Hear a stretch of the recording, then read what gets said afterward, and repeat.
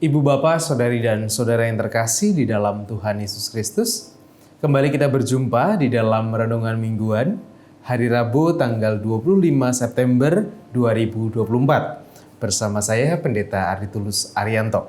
Dan saat ini kita akan bersama merenungkan sebuah tema yang berjudul Jangan Bermulut Besar.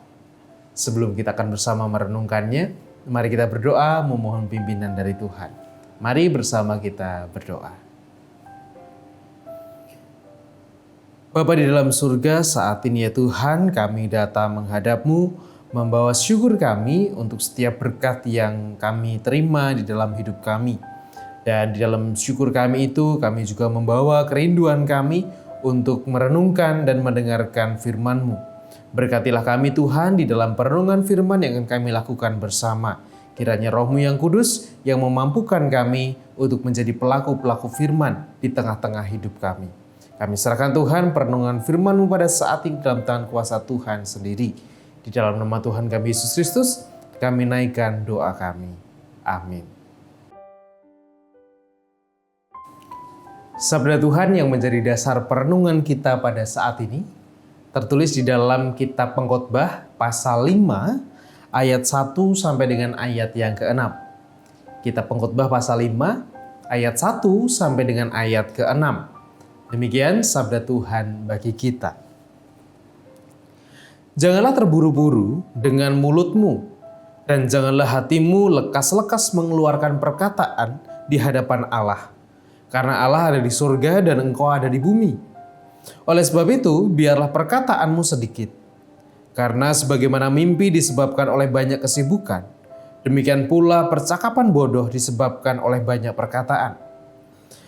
Kalau engkau bernazar kepada Allah, janganlah menunda-nunda menepatinya, karena ia tidak senang dengan orang-orang bodoh. Tepatilah nazarmu. Lebih baik engkau tidak bernazar daripada bernazar tetapi tidak menepatinya. Janganlah mulutmu membawa engkau ke dalam dosa. Dan janganlah berkata di hadapan utusan Allah bahwa engkau khilaf. Apakah perlu Allah menjadi murka atas ucapan-ucapanmu dan merusakkan pekerjaan tanganmu? Karena sebagaimana mimpi banyak, demikian juga perkataan sia-sia banyak. Tetapi takutlah akan Allah. Demikianlah bacaan sabda Tuhan, yang berbahagia ialah mereka yang mendengarkan serta memeliharanya. Haleluya. Amin. Talk less, do more. Mungkin kita sering mendengarkan tagline tersebut. Sebuah tagline yang muncul dalam sebuah iklan. Talk less, do more. Gitu ya. Atau bisa diartikan sedikit berbicara tetapi banyak bertindak. Ungkapan ini bisa menjadi sekaligus sebuah kritik kepada sebagian besar dari kita atau hampir semua dari kita. Ketika kita ketika berbicara itu kita senang sekali ngomong. Kita senang sekali untuk mengatakan banyak hal. Kemudian kita mengungkapkan mimpi-mimpi kita atau mengungkapkan hal-hal yang sangat besar, mengungkapkan hal-hal yang sangat hebat dalam perkataan.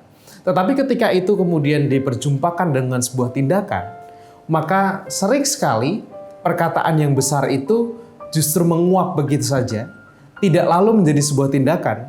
Karena ketika sudah dalam bentuk tindakan, seringkali perkataan yang besar itu tereduksi atau justru menjadi banyak bicara tetapi bertindak sedikit.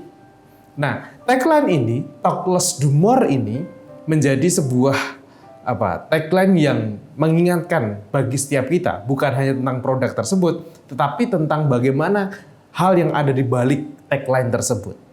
Nah, ibu bapak dan saudara-saudari yang terkasih dalam Tuhan Yesus Kristus, banyak bicara itu nampaknya tidak hanya kita munculkan ketika kita berbicara tentang hal-hal bersama dengan orang-orang di sekitar kita, tentang mungkin janji-janji kita kepada orang-orang di sekitar. Oh, nanti kalau saya ini, nanti saya akan melakukan ini. Sebuah janji yang kita lakukan untuk teman kita. Tapi pada kenyataannya seringkali kemudian janji itu tidak ditepati. Atau janji itu hanya menjadi janji kosong saja. Atau kemudian kalau ada orang yang berjanji begitu kan, kita langsung merasakan atau langsung berkata, cuman ngomong tok, cuman ngomong doang, gak pernah ada realitanya. Nah, situasi itu menurut pengamatan penulis pengkhotbah ini, tidak hanya terjadi antara kita dengan sesama kita, tetapi bahkan juga antara kita dengan Allah. Sampai-sampai kita pengkhotbah mengatakan, jangan banyak bicara di hadapan Allah. Sampai dia mengatakan, udahlah gak usah banyak ngomong di hadapan Allah. Kata kasarnya begitu. Kenapa? Karena kalau kita semakin banyak ngomong, seringkali kemudian yang kita omongkan kepada Allah itu sebuah bualan semata. Bukan sesuatu yang akan kita tepati, bukan sesuatu yang akan kita lakukan, tetapi hanya menjadi sebuah bualan, menjadi sebuah buah bibir. Kalau orang Jawa bilang abang-abang lambe, sebagai pemanis bibir, supaya kita terlihat baik, supaya kita terlihat santun, atau supaya kita terlihat menjadi orang yang saleh begitu di hadapan Allah. Tapi pada kenyataannya setiap perkataan kita itu tidak pernah kemudian terwujud di dalam tindakan dan kehidupan kita. Maka penulis pengkhotbah sampai mengatakan, gak usah bernazar di hadapan Allah. Mending gak usah bernazar daripada bernazar tapi gak pernah dilakukan. Lebih baik gak usah berjanji daripada berjanji tapi tidak pernah ditepati. Kurang lebih begitu. Nah, Bapak Ibu dan Saudara yang terkasih dalam Tuhan Yesus Kristus, ketika kita diingatkan oleh pengkhotbah tentang bagaimana kita harus menjaga perkataan kita, kita diajar untuk tidak menjadi orang yang banyak omong atau menjadi orang yang bermulut besar. Ketika kita berbicara tentang sebuah agama, ketika kita berbicara tentang sebuah hal-hal yang berbau rohani, itu seringkali membuat kita menjadi orang-orang yang bermulut besar. Orang-orang yang banyak bicara, orang-orang yang kemudian seperti tadi saya katakan, seolah-olah menjadi orang yang sangat rohani, tetapi kemudian ketika kita berjumpa dalam sebuah tindakan nyata, semuanya itu menjadi kosong dan menguap begitu saja. Pengkhotbah memberikan sebuah kritik yang tajam terhadap kita tentang bagaimana kita harus mengolah perkataan kita, bagaimana kita harus menjaga mulut kita, supaya akhirnya kita kemudian tidak justru berdosa oleh karena perkataan-perkataan kita itu. Justru kita tidak berdosa oleh karena janji-janji ataupun hal-hal yang besar yang seringkali kemudian kita katakan atau kita janjikan atau kemudian kita mengatakan bahwa oh saya itu sudah pernah melakukan ini, itu dan lain sebagainya. Padahal pada kenyataannya belum. Hanya supaya mendapatkan respect, supaya mendapatkan wah hebat ya. Padahal kenyataannya kita tidak melakukan apa-apa. Oleh karena itu marilah kita menjaga mulut kita. Talk less, do more. Jangan bermulut besar. Mari kita kontrol perkataan kita, mari kita belajar untuk menjaga kata-kata kita dan kita menjaga mulut kita. Supaya jangan sampai mulut kita, perkataan kita, janji kita, dan kesaksian kita kepada Tuhan justru membawa kita pada sebuah dosa. Tuhan memberkati. Amin. Mari saat ini kita bersama berdoa menghadap Tuhan, membawa setiap doa, syafaat serta syukur kita. Mari bersama kita berdoa. Bapa di dalam surga, saat ini ya Tuhan, kami datang mengucap syukur untuk firman yang boleh kami dengar, untuk perkataan-Mu yang boleh mengingatkan kami, bagaimana kami harus menjaga perkataan kami, bagaimana kami harus menjaga mulut kami, bagaimana kami harus mengoreksi setiap janji dan nazar kami, supaya janganlah melalui itu semua, justru kami masuk ke dalam dosa. Ajar kami untuk lebih bijaksana Tuhan di dalam mengelola perkataan kami, di dalam mengelola mulut kami. Dan biarlah melalui perkataan kami justru nama Tuhanlah yang dipermuliakan. Dan ajar kami untuk menjadi orang-orang yang talkless dan do more. Ajar kami untuk tidak banyak bicara, tetapi kami mau untuk mewujudkan firman-Mu itu di tengah kehidupan kami. Ya Bapa, saat ini kami bersama hendak menyerahkan saudara-saudara kami yang sedang berjuang dengan proses pemulihan kesehatannya ya Bapak.